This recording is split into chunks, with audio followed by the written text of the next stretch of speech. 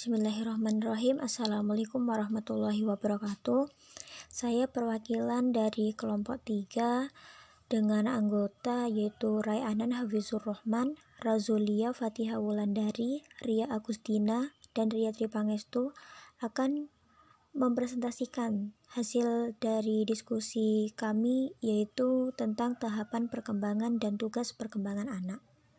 Pembahasan kedua yaitu tentang perkembangan. Perkembangan merupakan suatu perubahan dan perubahan ini adalah bersifat kuantitatif. Perkembangan tidak ditekankan dari segi material, melainkan pada segi fungsional. Dengan demikian bisa dipahami bahwa perkembangan dapat diartikan sebagai perubahan kualitatif dan fungsi-fungsi. Kemudian pada pembahasan kedua yaitu tentang periode perkembangan anak. Menurut Harlock dalam bukunya yang berjudul Child Development, pembagian anak dibagi menjadi 5 periode. Yang pertama yaitu periode pralahir, yang dimulai dari saat pembuahan sampai lahir. Pada periode ini terjadi perkembangan fisiologis yang sangat cepat, yaitu pertumbuhan seluruh tubuh. Kemudian yang kedua yaitu periode neonates, adalah masa bayi yang baru lahir. Kemudian yang ketiga yaitu adalah masa bayi, yang berusia 2 minggu sampai 2 tahun. Pada masa ini bayi belajar mengendalikan ototnya sendiri sampai bayi tersebut mempunyai keinginan untuk mandiri. Periode keempat yaitu adalah masa kanak-kanak yang terdiri dari 2 bagian, yaitu masa kanak-kanak dini dan akhir masa kanak-kanak. Kemudian pada periode yang kelima yaitu adalah periode masa puber, adalah masa anak berusia 11 sampai 16 tahun. Masa ini termasuk periode yang tumpang tindih karena merupakan masa kanak-kanak akhir dan 2 tahun masa awal remaja. Secara fisik, tubuh anak pada periode ini berubah menjadi orang dewasa. Pembahasan selanjutnya yaitu tentang tahap perkembangan dan pertumbuhan anak. Di sini tahap pertumbuhan dan perkembangan dibagi menjadi 2 masa, yaitu masa prenatal, yaitu yang terbagi atas 2 fase, yaitu fase embrio dan fase fetus. Kemudian yang kedua yaitu masa postnatal, yang terbagi menjadi 5 masa, yaitu masa neonates, pertumbuhan dan perkembangan postnatal setelah lahir diawali dengan masa neonates yaitu 0 sampai 28 hari.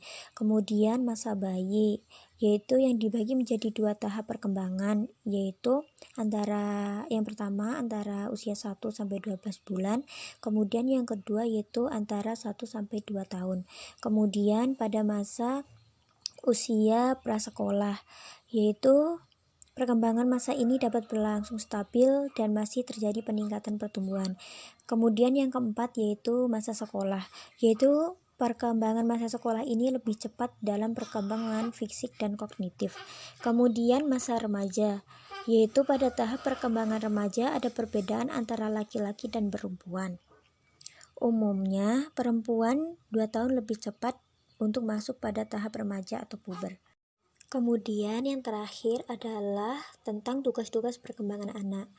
Tugas-tugas perkembangan anak ini dibagi menjadi 2 usia. Yang pertama yaitu usia kanak-kanak awal, yaitu usia 2 sampai 6 tahun.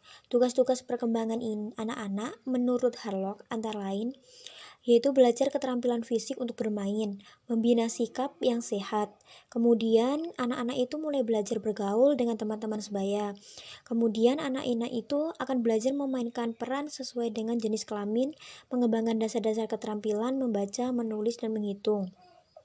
Kemudian pada usia kanak-kanak akhir yaitu pada usia 6 sampai 13 tahun. Tugas-tugas ini dikemukakan oleh Robert J. Hilfiger adalah sebagai berikut antara lain yaitu mempelajari keterampilan fisik yang diperlukan untuk permainan-permainan yang umum. Kemudian anak-anak mulai membangun sikapnya, kemudian belajar menyesuaikan diri dengan teman-teman seusianya, kemudian mulai mengembangkan peran sosial pria atau wanita yang tepat, kemudian mengembangkan keterampilan-keterampilannya, kemudian mengembangkan pengertian-pengertian yang diperlukan, mengembangkan hati nurani, mengembangkan sikap, dan yang terakhir adalah mencapai kebebasan pribadi. Kemudian pada pembahasan selanjutnya yaitu tentang faktor yang mempengaruhi perkembangan. Ada dua faktor yang mempengaruhi perkembangan, yaitu yang pertama adalah hereditas, yang merupakan faktor pertama yang mempengaruhi perkembangan individu. Dalam hal ini, hereditas diartikan sebagai totalitas karakteristik individu yang diwariskan orang tua kepada anak. Kemudian, faktor yang kedua yaitu faktor lingkungan. Faktor lingkungan ini mencakup lingkungan keluarga dan lingkungan sekolah.